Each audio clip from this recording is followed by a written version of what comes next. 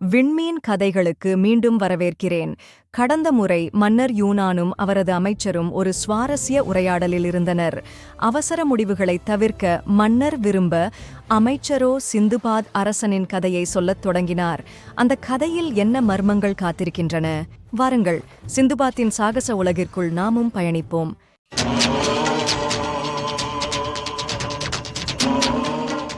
பழங்காலத்தில் சிந்துபாத் என்ற ஒரு மாமன்னர் வாழ்ந்து வந்தார். அவருக்கு ஒரே மகன் இருந்தான். அவர் அந்த மகனை உயிருக்கும் மேலாக நேசித்தார். ஒரு நாள் இளவரசன் சிந்துபாத்திடம் வந்து, அப்பா, நான் காட்டுக்கு போய் வேட்டையாட விரும்புகிறேன். என் திறமையை முயற்சிக்க ஆசைப்படுகிறேன் என்று கேட்டான். அரசரின் மனம் கலங்கியது.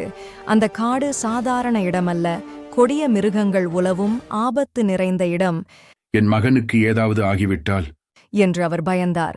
ஆனால் இளவரசனின் ஆர்வம் நிறைந்த முகத்தை பார்த்து அவரால் மறுக்க முடியவில்லை. மகனின் மனம் நோகாமல் இருக்க அவர் அனுமதி கொடுத்தார். ஆனால் அவர் ஒரு திட்டத்துடன் அனுப்பினார். தன் தலைமை அமைச்சரை அழைத்து, நீ இளவரசனுடன் செல்ல வேண்டும். அவனை எப்போதும் பாதுகாப்பாக வைத்திரு. ஒரு நொடி கூட அவனை தனியாக விடக்கூடாது என்று உத்தரவிட்டு அமைச்சரை அனுப்பினார். இளவரசனும் அமைச்சரும் காட்டுக்குச் சென்றனர். இளவரசன் இளமையும் உற்சாகமும் நிறைந்தவன். மரங்களுக்கு இடையே விரைந்து வில்லும் அம்பும் எடுத்து வேட்டையாடினான். ஆனால் அமைச்சர் வயதானவர். இளவரசனின் வேகத்தை தொடர முடியாமல் களைத்துப் போனார். சற்று நேரம் இந்த மரத்தடியில் ஓய்வெடுக்கலாம் என்று அமர்ந்தார். அப்போது புதர்களுக்கு நடுவே ஏதோ ஒரு விசித்திரமான உயிரினம் ஓடுவதை இளவரசன் பார்த்தான். ஆர்வம் தாங்காமல் அதை துரத்தி ஓடினான். அமைச்சரால் பின்னால் வர முடியவில்லை. இளவரசன் காட்டின் ஆழமான பகுதிக்குள் சென்றுவிட்டான். அந்த உயிரினம் மறைந்து போக அவன் திகைத்து நின்றபோது அங்கே ஓர் அழகிய இளம்பெண் தனியாக நின்றிருந்தாள். நீ யார்? இந்த தனிமையான காட்டில் எப்படி வந்தாய்? நான் பக்கத்து நாட்டு இளவரசி. என் கூட்டத்துடன் வந்தேன். ஆனால் வழி தவறி இங்கே நிற்கிறேன் என்று அவள் மெல்லிய குரலில் சொன்னாள். இளவரசன் புன்னகைத்து, என்னுடன் வா, நானும் இளவரசன்தான். உன்னை என் அரண்மனைக்கு அழைத்துச் செல்கிறேன். பிறகு நீ உன் தந்தைக்கு தகவல் அனுப்பு. அவளும் சம்மதித்தாள். இருவரும் அமைச்சர் இருந்த இடத்தை நோக்கி திரும்பினர். ஆனால் அங்கே அமைச்சர் இல்லை. இளவரசன் நேரத்திற்குள் அங்கே திரும்பாததால் அவர் பயந்து போய் அரண்மனைக்கு ஓடிவிட்டிருந்தார். இளவரசன் அந்த பெண்ணுடன் தன் பயணத்தை தொடர்ந்தான். வழியில் ஒரு பழைய பாழடைந்த மண்டபம் தென்பட்டது. இங்கே ஓய்வெடுக்கலாமா? ரொம்ப சோர்வாக இருக்கு என்று கேட்டாள். இளவரசனும் சம்மதித்தான்.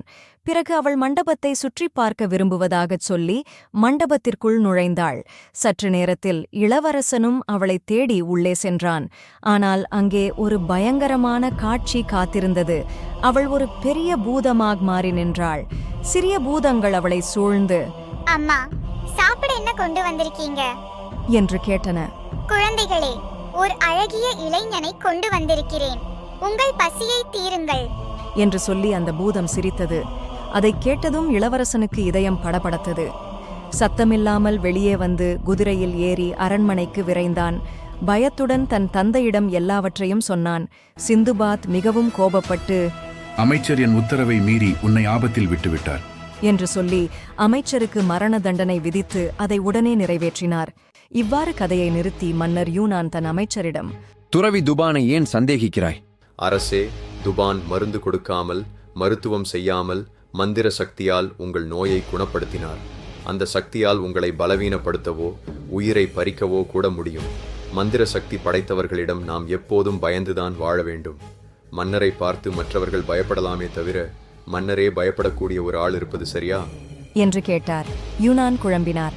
நீ சொல்வதும் சரிதான். துபானை என்ன செய்யலாம்? அவரை ஒற்றன் என்று குற்றம் சாட்டி மரண தண்டனை கொடுங்கள். அரசர் ஒப்புக்கொண்டு துபானை அழைத்து, நீ எதிரி நாட்டு ஒற்றன், உனக்கு மரண தண்டனை விதிக்கிறேன் என்று சொன்னார். துபான் அமைதியாக, உங்கள் நோயை குணமாக்கி உங்களுக்கு உயிர் கொடுத்தேன். அதற்கான பரிசு இதுதானா? சரி, பரவாயில்லை. ஆனால் இறப்பதற்கு முன் என் வீட்டில் உள்ள அரிய மருத்துவ நூல்களை உங்கள் நூலகத்தில் வைக்க அனுமதியுங்கள் என்று கேட்டார். அரசரும் சம்மதித்தார். துபான் நூல்களை கொண்டு வந்து ஒரு புத்தகத்தை அரசனிடம் கொடுத்து, என் தலை வெட்டப்பட்ட பின் அதை ஒரு தட்டில் வைத்து இந்த நூலின் 4வது பக்கத்தை படியுங்கள். என் தலை உங்களுடன் பேசும் என்றார். நன்றி. மீண்டும் அடுத்த வீடியோவில் சந்திப்போம்.